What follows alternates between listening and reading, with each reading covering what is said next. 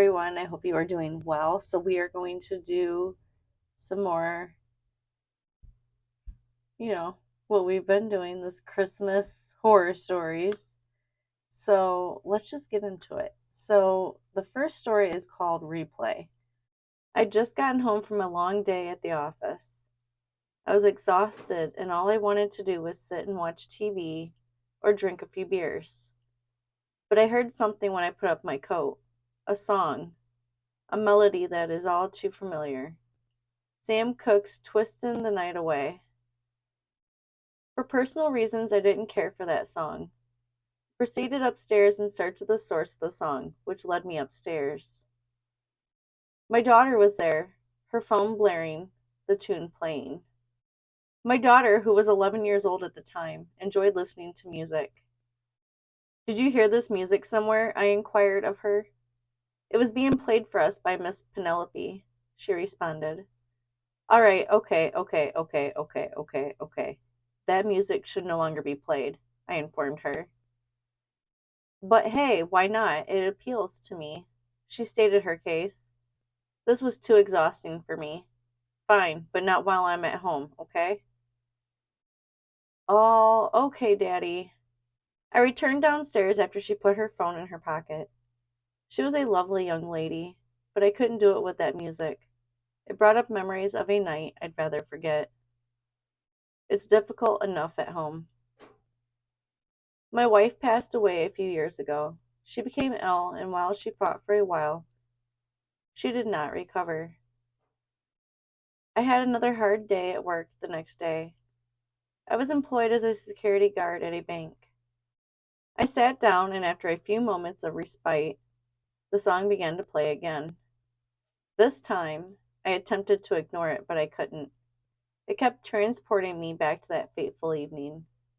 What was I supposed to do, though? She wanted to say something to my wife about us, so she opened her mouth. That was something I couldn't let to happen. How was I meant to know that silly tune in the background would become permanently imprinted on my mind as a result of it?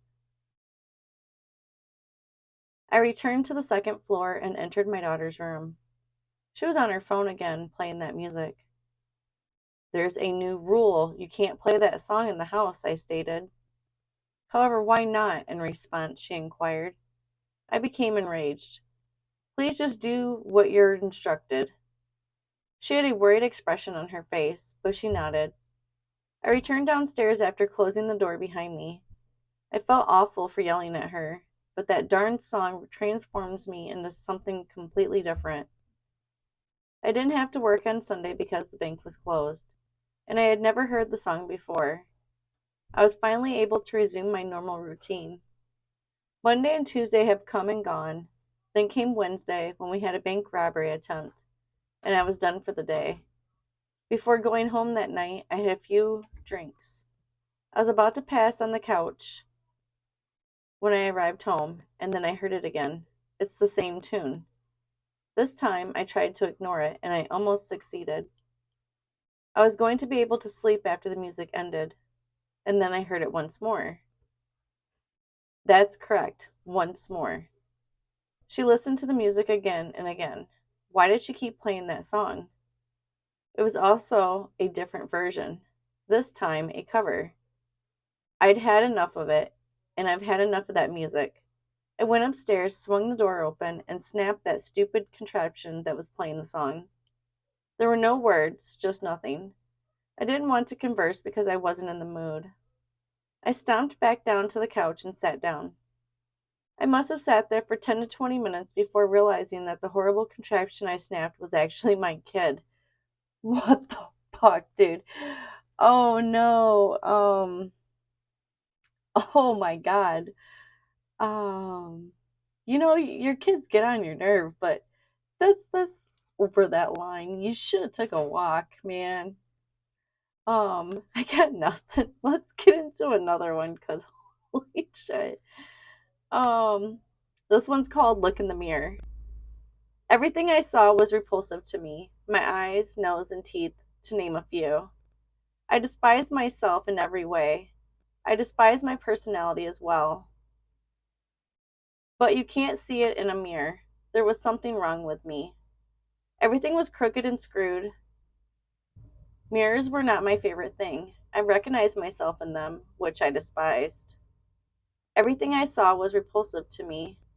I mainly kept these thoughts to myself, although they would occasionally escape. They assured me that I appeared to be in good health and that I wasn't as bad as I was portraying myself to be. They lied all of the time. Why did they deceive you? I'd come home and attempt to see what they saw in the mirror, but I couldn't. Everything I saw was repulsive to me. Wherever I went, it was always on my thoughts. I could tell people were looking at me, thinking to oneself, thinking I'm revolting, revolting, revolting, revolting, revolting, revolting, revolting, revolting, revolting, revolting. Everywhere I went, they were scrutinizing me, their eyes boring into me, leaving scars, scars that only served to make me look worse. As I entered stores, I would consider how I appeared. As a normal person compelled to stare at me, I put myself in their shoes. Everything I saw was repulsive to me.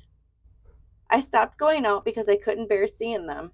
It was impossible to avoid their whispered taunts. I had to stare at the mirror every morning. I sat in front of the mirror, noting my shortcomings, but there was no way to count them all. Everything I saw was repulsive to me. I closed my eyes tightly and opened them slowly, attempting to improve my appearance. And there I was, everything I had wished for. I had perfect eyes, a perfect nose, a perfect smile, and a perfect body.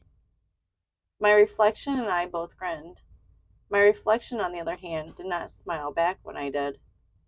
It gave me a lovely smile as it looked at me. It raised its hand. It also urged me to raise my hand. That's exactly what I did. On the mirror, our hands came together. I began to cry as I realized what everyone else had seen. I closed and opened my eyes once more. I was still flawless. For the first time in my life, I felt confident. But I couldn't get out when I tried. I returned my attention to my own reflection, but it was no longer my reflection. I was the reflection, not the other way around. I was staring out from the inside, the perfect myself, free of its shackles.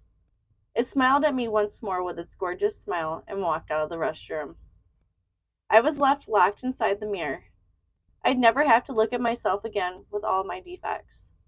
Everything I saw was repulsive to me, and now I don't have to look at it. Oh my god, guys, like, okay, I have nothing. Anyways, I really don't have anything. The guy killed his kid. And then that one, they just didn't like the way they look. You should never care what anybody else thinks of you. And honestly, we're too hard on ourselves. That's my take on that. Anyways, if you guys liked my video, please give me a thumbs up. If you'd like to see more videos like this, please subscribe. And as always, I appreciate you guys for watching and subscribing. And I will see you in the next one. Bye!